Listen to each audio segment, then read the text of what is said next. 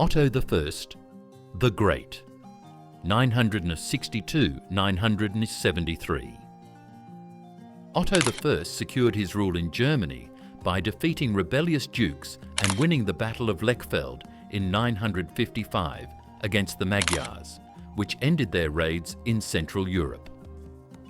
In 962, he was crowned Holy Roman Emperor by the Pope, marking the official beginning of the empire. His reign strengthened the alliance between the monarchy and the church, and laid the foundation for centuries of imperial authority. Otto II, 973–983. Otto II sought to expand imperial power into Italy and southern Europe, but suffered a major defeat against the Muslim forces at the Battle of Stilo in 982. His reign was marked by continued struggles with noble factions at home and external threats. Despite his setbacks, he worked to integrate Italy more firmly into the empire. Otto III, 996–1002. Otto III was deeply influenced by his Byzantine mother and dreamed of reviving the ancient Roman Empire with a Christian character. He ruled from Rome for much of his reign and promoted scholars and churchmen in government. His early death at age 21 ended his ambitious vision and left the empire unstable.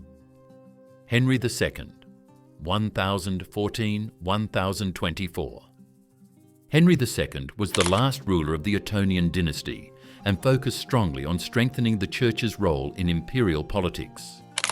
He was crowned emperor by Pope Benedict VIII in 1014 and worked closely with the papacy to enforce Christian authority. Known for his piety and administrative reforms, he was canonized as a saint in 1146. Conrad II, 1027–1039. Conrad II was the founder of the Salian dynasty and strengthened imperial control over Burgundy by incorporating it into the empire. He promoted the authority of the emperor above local dukes and consolidated power through loyal bishops. His reign marked a period of renewed stability and expansion of imperial influence. Henry III, 1046–1056. Henry III exercised strong authority over both the German nobility and the papacy, often appointing popes himself. His reign represented the peak of Salian power, with the emperor holding supremacy in both secular and religious affairs. He maintained unity in the empire and kept noble revolts under firm control. Henry IV, 1084–1105. Henry IV is best remembered for the investiture controversy with Pope Gregory VII, which challenged imperial control over church appointments. His famous walk to Canossa in 1077 symbolized papal dominance, but did not end the conflict. His reign was marked by civil wars and the weakening of imperial authority despite his long rule. Henry V, 1111–1125. Henry V continued the struggle with the papacy, but eventually reached a compromise through the Concordat of Worms in 1122, which ended the investiture controversy. He relied heavily on the support of princes, which limited imperial central power. His death without an heir ended the Salian dynasty. Lothair II, 1133–1137. Lothair II came to power as a compromise candidate backed by the princes after the fall of the Salian dynasty. He strengthened ties with the papacy and campaigned in Italy to secure imperial influence, but struggled to maintain lasting authority over the German nobles. His death without a male heir left the throne open to the rising Hohenstaufen dynasty. Frederick I Barbarossa, 1155–1190. Frederick I, known as Barbarossa, sought to restore the power of the empire through military campaigns in Italy and by asserting authority over the papacy. he became a legendary figure of medieval chivalry and was admired for his leadership and legal reforms. He drowned during the Third Crusade in 1190, ending his dream of imperial dominance in Italy. Henry VI, 1190–1197. Henry VI expanded the empire's influence by marrying Constance of Sicily, which brought the Norman kingdom of Sicily under Hohenstaufen control. His reign was short, but marked by the height of imperial power in Europe. His sudden death led to instability and conflict over succession. Otto IV, 1209–1218. Otto IV came from the rival Welf dynasty and initially had strong papal support, but he later clashed with the Pope after pursuing control of Italy and Sicily. Excommunicated by the Church, he lost influence and faced rebellion from German princes. His defeat at the Battle of Bouvines in 1214 marked the decline of his rule. Frederick II, 1220–1250. Frederick II, grandson of Frederick Barbarossa, was a brilliant ruler known as the Stupor Mundi, or Wonder of the World. He promoted science, culture and law while maintaining control of both Germany and Sicily, though his frequent conflicts with the papacy weakened imperial unity. His death in 1250 ended Hohenstaufen dominance and left the empire fractured, leading into the Great Interregnum. Henry VII of Luxembourg, 1300–1313. Henry VII was the first emperor from the House of Luxembourg and sought to restore imperial influence in Italy. He was crowned in Rome, but faced strong opposition from Italian city-states and the Pope. His sudden death from malaria in 1313 cut short his ambitions of reviving imperial power.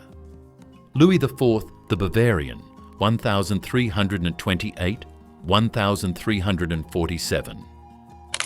Louis IV of the Wittelsbach dynasty strengthened imperial authority in Germany while clashing with the papacy over the right to rule without papal approval. He secured Bavaria for his family and expanded control into Tyrol and Brandenburg.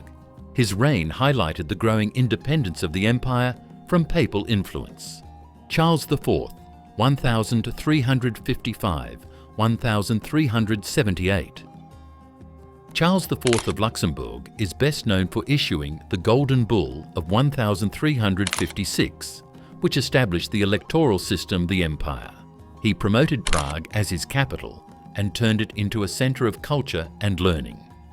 His reign brought relative stability and lasting constitutional reforms. Wenceslaus, 1378–1400. Wenceslaus, son of Charles IV, proved an ineffective ruler who lost the support of both princes and the church. His neglect of imperial duties and focus on Bohemian affairs weakened the empire. In 1400, he was deposed by the electors, marking a low point in imperial authority. Rupert of the Palatinate, 1400–1410.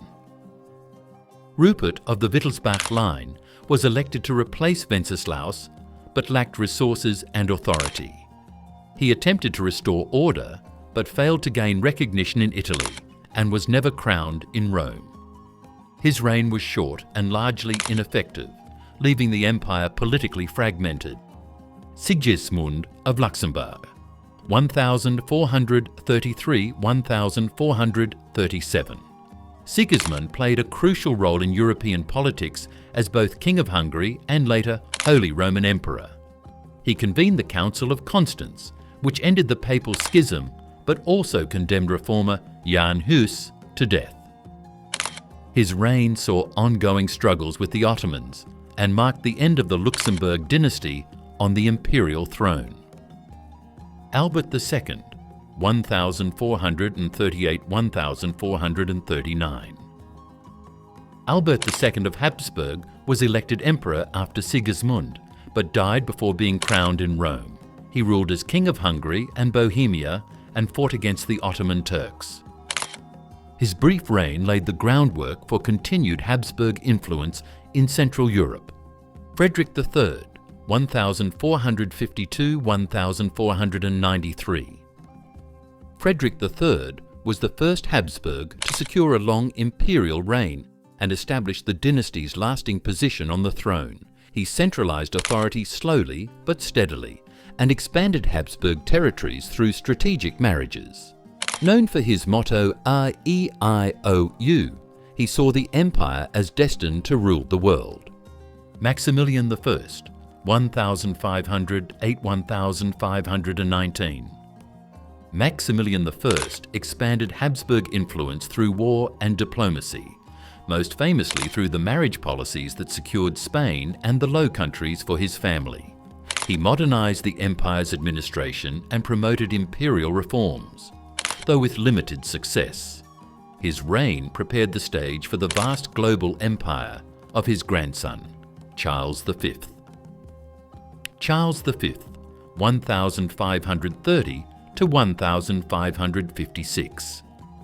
Charles V ruled an empire on which the sun never set, controlling Spain, the Americas, Austria, the Low Countries, and much of Italy.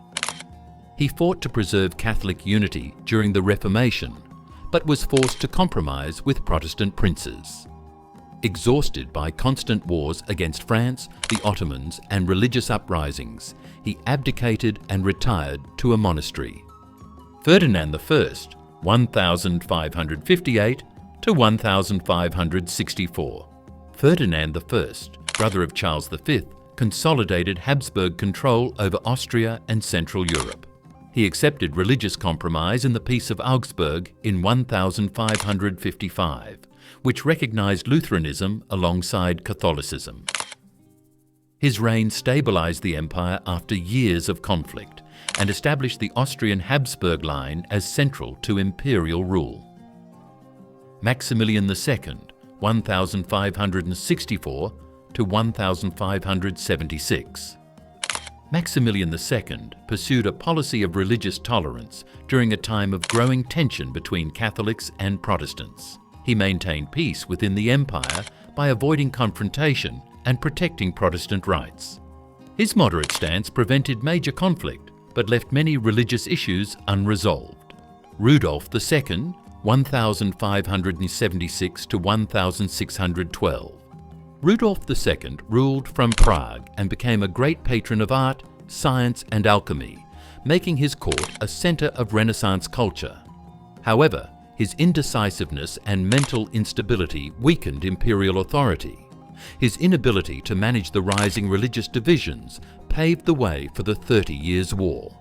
Matthias, 1612–1619. Matthias, brother of Rudolf II, inherited an empire already divided by religious strife. He attempted compromise with Protestant estates, but failed to prevent growing tensions in Bohemia. His reign was marked by instability and the seeds of the 30 Years' War. Ferdinand II, 1619–1637. Ferdinand II was a staunch Catholic who sought to reimpose Catholic dominance throughout the empire. His rule saw the outbreak of the 30 Years' War after the defenestration of Prague. His uncompromising policies deepened the conflict and devastated much of Central Europe. Ferdinand III, 1637. 1657. Ferdinand III inherited the war-torn empire and gradually shifted toward peace through negotiation. He recognized the limits of imperial power and supported a settlement between Catholic and Protestant states. His reign ended with the Peace of Westphalia in 1648, which redefined the empire as a collection of largely independent states. Leopold I, 1658–1705. Leopold I fought long wars against both France and the Ottoman Empire, defending Vienna during the Ottoman siege of 1683. His reign was marked by nearly constant conflict, but also by the strengthening of Habsburg Austria. He preserved imperial dignity while overseeing the empire's gradual decline in unity. Joseph I, 1705–1711. Joseph I continued his father's wars against France in the War of the Spanish Succession. He was an energetic ruler who sought to strengthen central authority and reform administration. His early death left the succession to his brother Charles VI. Charles VI, 1711–1740.